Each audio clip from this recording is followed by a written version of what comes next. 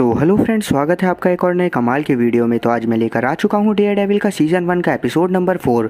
और जैसा कि मैं देख रहा हूँ डेयरडेविल के सभी वीडियोस को काफ़ी ज़्यादा प्यार और सपोर्ट मिल रहा है। तो मैं चाहता हूँ कि इसके आगे के एपिसोड को भी इतना ही प्यार और सपोर्ट मिलता रहे। तो इसी वजह से इस वीडियो के कमेंट में जाकर नेक्स्ट ज़रूर टाइप कर दीजिएगा, ताकि मैं जान सकूँ कि कितने लोग हैं जो कि इसके आगे के एपिसोड को देखना चाहते हैं। तो चलिए इसके आगे की कहानी की तरफ चलते हैं। तो एपिसोड की शुरुआत में हम एक जेल में देख पाते हैं, जहां दो भाइयों को पकड़ कर रखा हुआ था और ये दोनों रशियंस थे। अब इन दोनों की बातों से हम लोग जान पाते हैं कि यहाँ पर इन्हें काफ़ी ज़्यादा टॉर्चर करा जाता है और इसीलिए ये लोग यहाँ से आज भाग जाएंगे। और इन्होंने पहले से ही सोच रखा है कि अगर ये यहाँ से भागने में सफल होते हैं तो ये सीधा जाकर अमेरिका में रहने लगेंगे। अब इसके बाद सीन प्रेजेंट में आता है, जहाँ हम देख पाते हैं कि उन दोनों में से ही एक भाई एक फ्लैट के अंदर से भाग रहा है और तब वो जल्दी से जाकर अपनी गाड़ी में बैठकर कहीं जाने लगता है कि तभी उसके दूसरे भाई की बॉडी आकर उस गाड़ी के ऊपर गिरती है, जिसे मैटी ने ऊपर से गिराया था और वो इन दोनों की धुलाई करने यहाँ पर आया हुआ था। तब हम समझ पाते हैं कि ये दोनों कोई ना कोई बुरा काम ही करते होंगे। अब क्योंकि क्लियर टेम्पल मैट का राज जानती थी, इसी वजह से मैट अपने घाव को सही कराने के लिए क्लियर टेम्पल के पास पहुँचता है, जहाँ क्लियर इसके घाव पर टाँके लगाती हुई इसे सुझाव देती है कि इसे अपने लिए एक सूट बनवा लेना चाहिए, जिससे इसके शरीर पर ज़्यादा घाव के निशान नहीं आएंगे। पर क्योंकि मैट को लगता था कि इससे इसकी मूवमेंट स्पीड कम हो जाएगी, इसी वजह से ये मना कर देता है। इसके बाद मैट इसे एक फ़ोन देते हुए बोलता है कि जब भी मैं अगली बार आऊँगा तो उससे पहले तुम्हें कॉल करूँगा, ताकि मैं जान सकूँ कि पहले से तो यहाँ पर कोई मौजूद नहीं है। इस पर क्लियर भी मान जाती है। अब जब मैट यहाँ से जाने लगता है तो जाने से पहले ये क्लियर से विल्सन फिस्क के बारे में पूछता है, पर क्लियर को भी विल्सन फिस्क के बारे में कुछ भी नहीं पता था, क्योंकि उसने भी इसका नाम पहली बार ही सुना था। तब मैट इसे बोलता है कि मैंने इस नाम को किसी आदमी के मुंह से सुना है जो कि एक बहुत बड़ा क्रिमिनल था। अब जब मैट यहाँ से जाने लगता है तो ये इससे बोलता है कि अगर इसे विल्सन के बारे में कुछ भी पता चले तो ये इसे ज़रूर बताए। इस पर क्लियर भी हाँ में सर हिलाती है और मैट यहाँ से चला जाता है। अगले सीन में हम जेम्स को उन्हीं दो भाइयों के पास देख पाते हैं और उन दो भाइयों की हालत काफ़ी ज़्यादा ख़राब थी और उन्हें काफ़ी ज़्यादा मारा पीटा गया था। तब जेम्स इन्हें बोलता है कि इन्हें विल्सन के लिए आगे भी काम करना होगा। इस पर रशियंस इसे बोलते हैं कि हम उसके लिए काम नहीं करेंगे, क्योंकि कल जो आदमी हमें मारने आया था वो हमसे उसी के बारे में पूछ रहा था और साथ ही उसे विल्सन का नाम भी पता था। इस बात को सुनकर जेम्स काफ़ी ज़्यादा परेशान होता है और जल्दी से जल्दी उस आदमी को ढूंढने के लिए बोलता है, पर रशियंस इसके ऊपर मना कर देते हैं। तब जेम्स उन्हें बोलता है कि अगर तुम ऐसा करोगे तो तुम्हें पता है विल्सन तुम्हारा क्या हाल करेगा, तो इसीलिए पहले सोच लो, फिर उसके बाद आराम से जवाब देना। इतना बोलते हुए जेम्स यहाँ से चला जाता है और इसके बाद ये दोनों भाई कुछ बात करते हैं और इन दोनों की बातों से हम समझ पाते हैं कि ये अपने किसी साथी से मिलने जाने वाले हैं। अब अगले सीन में हम उन्हीं रशियंस को देख पाते हैं जो कि अपने दोस्त से मिलने के लिए एक हॉस्पिटल में आए हुए थे और इनका दोस्त ये वही आदमी था जिसे पहले के एपिसोड में डेयरडेविल ने क्लियर की छत से फेंका था और इसी वजह से ये आदमी कोमा में चला गया था। और तब ये दोनों इसके मुंह से इसका सपोर्ट सिस्टम निकालते हैं और इसके बाद ये इसके एक इंजेक्शन लगाते हैं, जिसके तुरंत बाद ही ये आदमी कोमा से बाहर आ जाता है और अपने दोस्तों को बताता है कि एक शैतान ने उसे प्रताड़ित करा। साथ ही वो उन्हें क्लियर के नाम के बारे में भी बताता है और साथ ही ये भी कि उसके अपार्टमेंट में ही डेयरडेविल मिलेगा। अब अगले सीन में हम विल्सन और जेम्स को साथ में देख पाते हैं, जहां ये दोनों चर्चा कर रहे थे कि डेयरडेविल को कैसे रोकना है। तब विल्सन बोलता है कि अगर वो रशियंस डेयरडेविल को अपने काबू में नहीं कर सकते तो हमें कोई ना कोई नया रास्ता ढूंढना होगा। इतना बोलकर ये यहाँ से एक आर्ट गैलरी में चला जाता है। तब इसे यहाँ वही औरत मिलती है जिसके सामने इसने पिछली पेंटिंग खरीदी थी, जो कि ज़्यादा खास नहीं थी।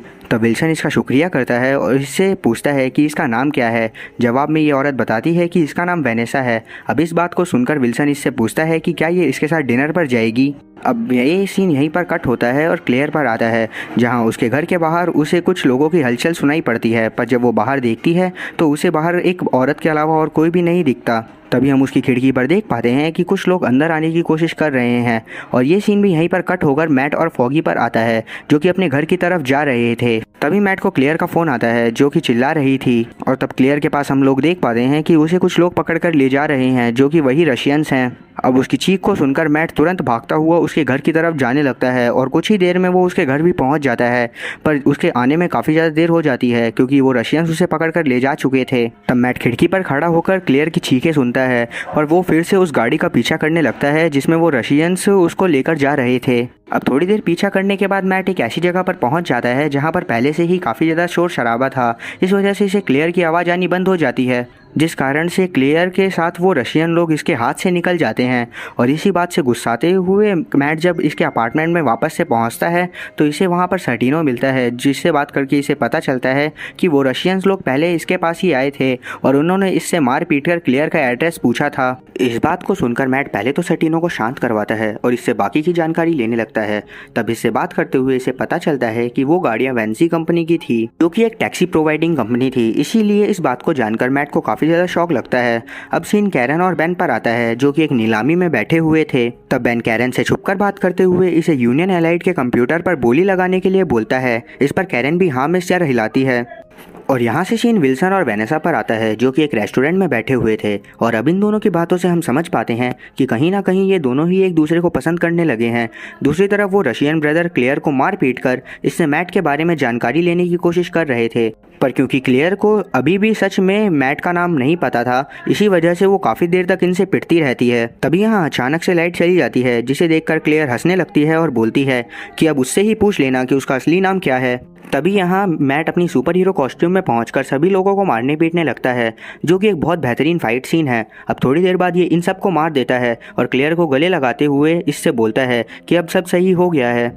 और दूसरी तरफ क्योंकि कैरन ने कंप्यूटर पर बोली लगाई थी तो उन्हें वो जीत जाती है। और अब बेन और कैरन इसी बारे में बातें कर रहे होते हैं। तब बेन कैरन की सेफ्टी के लिए इसे यूनियन एलाइड के एग्रीमेंट पर साइन करने को बोलता है। जवाब में कैरन इसे मना करते हुए कहती है कि अगर वो ऐसा करेगी तो उससे वो उसकी फाइल लीक नहीं कर पाएगी। इस पर बेन बोलता है कि तुम नहीं कर पाओगी, पर मैं तो कर पाऊंगा क्योंकि मैं कोई एग्रीमेंट साइन नहीं कर रहा। तब जाकर कैरन इसकी बात को समझती है और इसकी बात मान जाती है। दूसरी तरफ जब रशियन ब्रदर को पता चलता है कि उनकी टैक्सी कंपनी में से क्लेयर को छुड़ा लिया गया है, तो इस बात से गुस्से में आते हुए वो सीधा विल्सन के पास रेस्टोरेंट में पहुंच जाता है। जब वेनेसा को पता चलता है कि विल्सन ऐसे लोगों के साथ काम करता है और ऐसे लोगों के साथ ही रहता है, तो ये यहाँ से जाने लगती है। तब विल्सन सबसे पहले तो जेम्स को बोलता है कि एनाटोली को गाड़ी में बिठाओ कि ये थोड़ी देर बाद आकर इससे बातें कर सके। इतना बोलकर ये वेनेसा के पीछे इसके अपार्टमेंट तक चला जाता है, पर वेनेसा इसे बोलती है कि अब मैं तुम्हें बिल्कुल भी नहीं देखना चाहती क्योंकि तुमने मुझसे काफ़ी सारी चीज़ें छुपाई हैं। इस बात पर विल्सन रोते हुए यहाँ से चला जाता है। दूसरी तरफ कैरन फॉगी के साथ होती है। तब कैरन फॉगी से झूठ बोलती है कि उसे कुछ सस्ते में मिल रहा था, इसी वजह से उसने ऑफिस के एड्रेस पर उस सामान को मंगाया है। तब फॉगी को इसकी बात पर भरोसा हो जाता है और ये इससे कुछ भी नहीं बोलता। पर हम लोग समझ जाते हैं कि कैरन जिस सामान के बारे में बात कर रही है वो वही यूनियन एलाइड के कंप्यूटर हैं। वहीं हम मैट और क्लेयर को देखते हैं, जहाँ मैट उसे अपने अपार्टमेंट में लेकर आ गया था और तब उसे वो अपने अपार्टमेंट में लाकर उसकी मरहम पट्टी करते हुए उसको सॉरी बोलता है।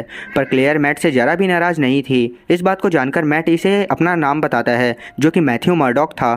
तब इसके नाम को पहली बार जानकर क्लेयर को काफ़ी ज़्यादा अच्छा लगता है। वहीं हम जेम्स और एनाटोली को देख पाते हैं, जो कि कहीं जा रहे थे। तभी अचानक से जेम्स गाड़ी रोककर इससे बोलता है कि बॉस तुमसे बाहर बात करना चाहते हैं, इसीलिए एनाटोली नीचे उतरता है। अब जैसे ही एनाटोली नीचे उतरता है तभी विल्सन गुस्से में इसके पास आकर इसके ऊपर हमला कर देता है और इससे बोलने लगता है कि तुम्हारी वजह से वेनेसा के सामने मेरी ज़रा भी इज्जत नहीं रह गई है और उसने भी मेरी काफ़ी बेइज्जती करी है।